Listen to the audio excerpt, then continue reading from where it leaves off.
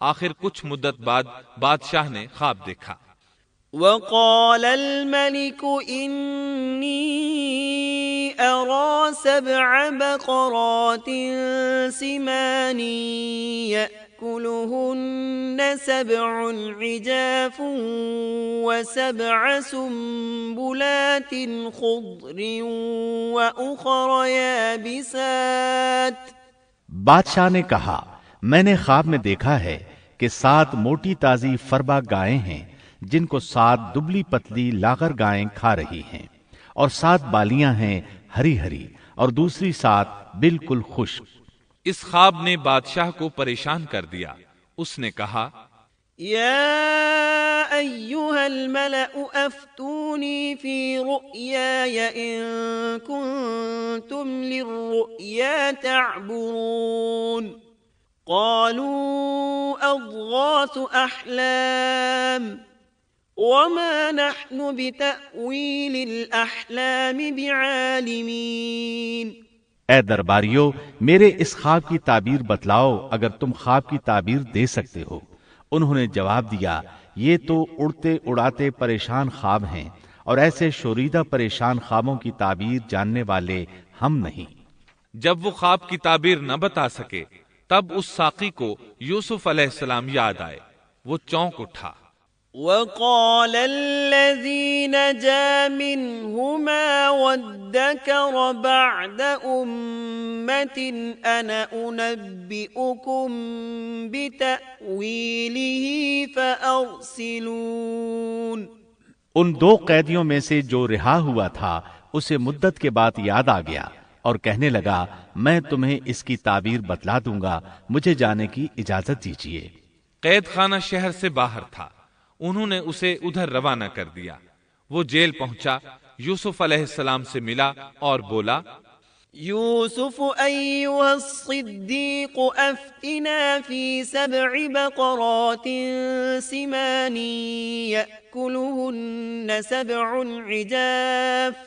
یأکلہن 7 عجاف و7 سنبلات خضر وأخر يابسات لعلی ارجع إلى الناس لعلهم يعلمون۔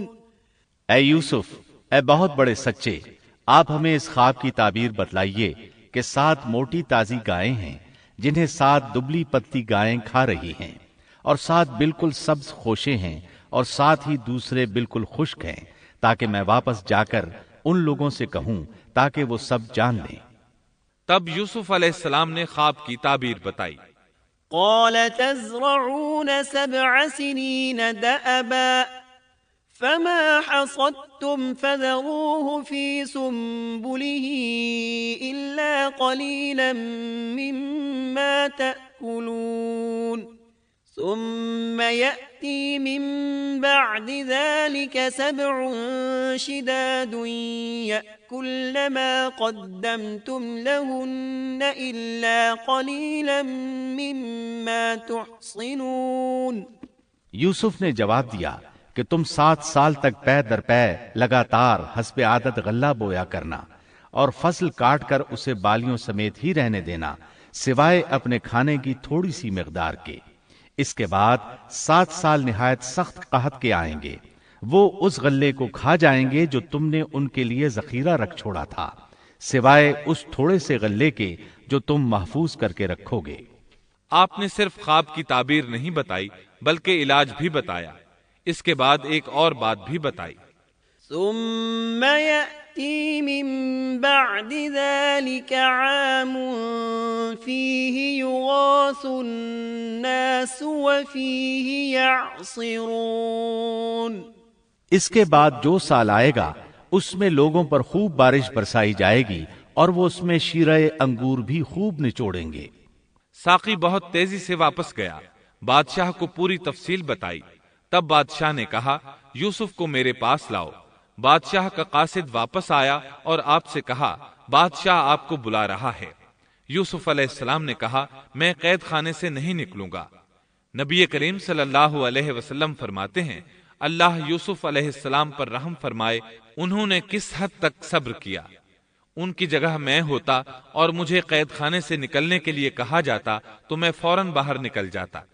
7 سال تک قید میں رہنے کے بعد اگر کوئی قیدی سے باہر نکلنے کے لیے کہے اور وہ باہر نکلنے سے انکار کر دے تو یہ بات عجیب ہی لگ سکتی تھی، لیکن یوسف علیہ السلام ہر طرح سے بری ہو کر نکلنا چاہتے تھے، چنانچہ آپ نے کہا ارجع إلى ربك فاسأله ما بال النسوة اللاتي قطعن أيديهن إن ربي بكيدهن عليم۔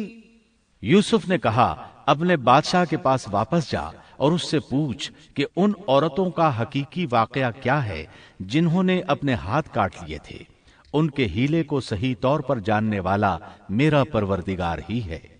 قاصد واپس آیا، اس نے بادشاہ کو یوسف کا جواب سنایا۔ اب بادشاہ نے ان عورتوں کو جمع کیا اور کہا قال ما خطبكن إذ راوتن يوسف عن نفسه قلنا حاش لله ما علمنا عليه من سوء قالت امرأة العزيز الآن حصحص الحق أنا راودته عن نفسه وإنه لمن الصادقين ذلك ليعلم أني لم أخنه بالغيب وأن الله لا يهدي كيد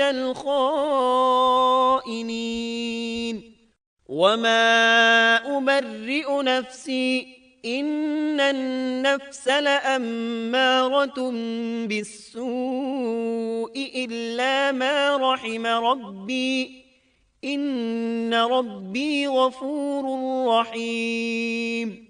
بادشاہ نے پوچھا اے عورتو، اس وقت کا صحیح واقعہ کیا ہے جب تم داؤ فریب کر کے یوسف کو اس کی دلی منشا سے بہکانا چاہتی تھی؟ انہوں نے صاف جواب دیا کہ معاذ اللہ، ہم نے یوسف میں کوئی برائی نہیں پائی۔ پھر تو عزیز مصر کی بیوی بھی بول اٹھی کہ اب تو حق سچ واضح ہو گیا ہے، میں نے ہی اسے ورغلایا تھا اس کے جی سے، اور یقیناً وہ سچوں میں سے ہے۔ یوسف نے کہا یہ اس واسطے کہ عزیز مصر جان لے کہ میں نے اس کی پیٹھ پیچھے اس کی خیانت نہیں کی، اور یہ بھی کہ اللہ دغابازوں کے ہتھ کنڈے چلنے نہیں دیتا۔ میں اپنے نفس کی پاکیزگی بیان نہیں کرتا، بے شک نفس تو برائی پر ابھارنے والا ہی ہے، مگر یہ کہ میرا پروردگار ہی اپنا رحم کرے، یقیناً میرا پالنے والا، بڑی بخشش کرنے والا اور بہت مہربانی فرمانے والا ہے۔ بعض مفسرین کے نزدیک یہ یوسف علیہ السلام کا قول ہے، اور یہ انہوں نے اس وقت کہا جب جیل میں ان کو یہ ساری تفصیل بتلائی گئی، یا بعض کے بقول بادشاہ کے پاس جا کر انہوں نے یہ کہا۔ بعض مفسرین کے نزدیک یہ بھی عزیز مصر کی بیوی ہی کا قول ہے، اور مطلب یہ ہے کہ یوسف کی غیر موجودگی میں بھی اسے غلط طور پر تہمت لگا کر خیانت کا ارتکاب نہیں کرتی، بلکہ امانت کے تقاضوں کو سامنے رکھتے ہوئے اپنی غلطی کا اعتراف کرتی ہوں۔ یا یہ مطلب ہے کہ میں نے یوسف کو پھسلانے کی کوشش ضرور کی، لیکن واقعہ یہ ہے کہ اپنے خاوند کی خیانت نہیں کی اور کسی بڑے گناہ میں واقع نہیں ہوئی۔ حافظ ابن کثیر نے اسی قول کو ترجیح دی ہے اور اسے سیاق و معانی کے اعتبار سے زیادہ مناسب اور موزوں قرار دیا ہے۔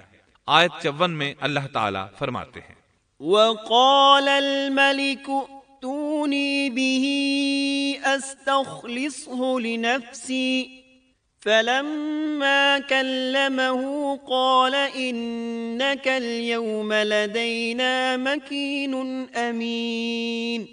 بادشاہ نے کہا اسے میرے پاس لاؤ کہ میں اسے اپنے خاص کاموں کے لیے مقرر کر لوں۔ پھر جب اس سے بات چیت کی تو کہنے لگا کہ آپ ہمارے ہاں آج سے ذی عزت اور امانت دار ہیں۔ تب یوسف علیہ السلام بولے قال اجعلني على خزائن الأرض إني حفيظ عليم وكذلك مكنا ليوسف في الأرض يتبوأ منها حيث يشاء نصيب برحمتنا من نشاء ولا نضيع أجر المحسنين ولأجر الآخرة خير للذين آمنوا وكانوا يتقون۔ یوسف نے کہا آپ مجھے ملک کے خزانوں پر مقرر کر دیجئے، میں حفاظت کرنے والا اور باخبر ہوں۔ اسی طرح ہم نے یوسف کو ملک کا قبضہ دے دیا کہ وہ جہاں کہیں چاہے رہے سہے، ہم جسے چاہیں اپنی رحمت پہنچا دیتے ہیں، ہم نیکوکاروں کا ثواب ضائع نہیں کرتے، یقیناً ایمانداروں اور پرہیزگاروں کو اخروی اجر بہت ہی بہتر ہے۔ بادشاہ نے یوسف علیہ السلام کو ملک کا مکمل اختیار دے دیا، اور ایک روایت میں ہے اس نے کہا یوسف میرا اختیار اب صرف کرسی تک محدود ہے۔ اس طرح تمام معاملات یوسف علیہ السلام کے اختیار میں آ گئے اور خیر و برکت کے سال شروع ہو گئے۔ یوسف علیہ السلام نے ان سالوں سے خوب فائدہ اٹھایا، ہر طرف بھلائی ہی بھلائی ہو گئی، غلے کی فراوانی ہو گئی، جس طرح یوسف علیہ السلام چاہتے تھے اسی طرح خرچ کیا جاتا تھا۔ پھر اس طرح 7 سال ختم ہو گئے اور قحط کے سال شروع ہو گئے۔ اس قحط نے نہ صرف مصر کو بلکہ فلسطین وغیرہ کے علاقوں کو بھی اپنی لپیٹ میں لے لیا۔ اب چونکہ مصر بہت زیادہ خوشحال تھا، یوسف علیہ السلام نے 7 سال تک غلے کو بچا بچا کر رکھا تھا، اس لیے لوگ مصر آنا شروع ہو گئے۔ فلسطین میں بھی غلہ ختم ہو گیا۔ یعقوب علیہ السلام اور ان کے بیٹوں تک بھی قحط کے اثرات پہنچ گئے، بلکہ ان کے علاقے میں قحط شدید ہو گیا۔ تلاش کے باوجود غلہ نہیں ملتا تھا، ملتا بھی تھا تو بہت مہنگا۔ فلسطین میں خبر پہنچی کہ مصر کا بادشاہ پرانی قیمت پر غلہ دے رہا ہے۔ یہ خبر اس لیے پہنچی کہ یوسف علیہ السلام پرانی قیمت پر غلہ فروخت کر رہے تھے۔ چنانچہ فلسطین سے غلہ خریدنے کے لیے قافلے مصر آنے لگے۔ یوسف علیہ السلام پرانی قیمت پر غلہ ضرور دیتے، لیکن ایک آدمی کو صرف اتنا دیتے جتنا ایک اونٹ اٹھا سکتا، اس سے زیادہ نہ دیتے، تاکہ تاجر لوگ مال سٹاک کر کے مہنگا نہ بیچیں۔ اس لیے جو غلہ خریدتا تھا اس کے لیے ضروری تھا کہ اپنے گھر والوں کو ساتھ لائے۔ یوسف علیہ السلام ہر ایک سے پوچھتے تمہارے گھر کے کتنے افراد ہیں، انہیں ساتھ لے کر آؤ، اور اس طرح یوسف علیہ السلام کے بھائیوں نے بھی مصر جانے کا ارادہ کر لیا۔ قرآن مجید میں اس کا تذکرہ یوں آیا ہے، وجاء إخوة يوسف فدخلوا عليه فعرفهم وهم له منكرون۔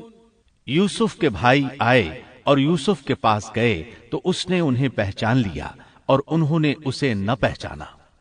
یوسف علیہ السلام نے گندم دینے سے پہلے پوچھا تم کون ہو، کہاں سے آئے ہو، تم جاسوس لگتے ہو۔ وہ قسمیں کھانے لگے۔ آپ نے پوچھا تمہارا باپ کون ہے، تم کتنے بھائی ہو، کیا تمہارا کوئی اور بھائی بھی ہے، تمہارا کوئی بھائی فوت تو نہیں ہو گیا؟ اس طرح آپ نے ان سے مکمل تفصیل پوچھی، انہوں نے اپنے بارے میں بتا دیا۔ آپ نے ان سے کہا وَلَمَّا جَهَّزَهُم بِجَهَازِهِمْ قَالَ ائْتُونِي بِأَخٍ لَّكُم مِّنْ أَبِيكُمْ أَلَا تَرَوْنَ أَنِّي أُوفِي الْكَيْلَ وَأَنَا خَيْرُ الْمُنزِلِينَ۔ اور جب اس نے ان کے لیے سامان تیار کر دیا تو کہا کہ تم میرے پاس اپنے اس بھائی کو بھی لانا جو تمہارے باپ کی طرف سے ہے۔ کیا تم نے نہیں دیکھا کہ میں پورا ناپ کر دیتا ہوں اور میں ہوں بھی بہترین مہمانی کرنے والوں میں۔ آپ نے ان سے یہ بھی کہا فَإِن لَّمْ تَأْتُونِي بِهِ فَلَا كَيْلَ لَكُمْ عِندِي وَلَا تَقْرَبُونَ۔ قالوا سنراود عنه أباه وإنا لفاعلون۔ پس اگر تم اسے میرے پاس لے کر نہ آئے تو میری طرف سے تمہیں کوئی ناپ بھی نہ ملے گا، بلکہ تم میرے قریب بھی نہ پھٹکنا۔ انہوں نے کہا اچھا، ہم اس کے والد سے تذکرہ کریں گے اور پوری کوشش کریں گے۔ پھر یوسف علیہ السلام نے اپنے غلاموں سے کہا وقال لفتيانه اجعلوا بضاعتهم في رحالهم لعلهم يعرفونها إذا انقلبوا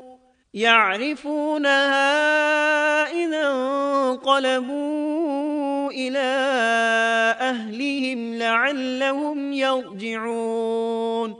اور اپنے خدمتگاروں سے کہا کہ ان کی پونجی انہی کی بوریوں میں رکھ دو کہ جب لوٹ کر اپنے اہل و عیال میں جائیں اور پونجیوں کو پہچان لیں تو بہت ممکن ہے کہ یہ پھر لوٹ آئیں۔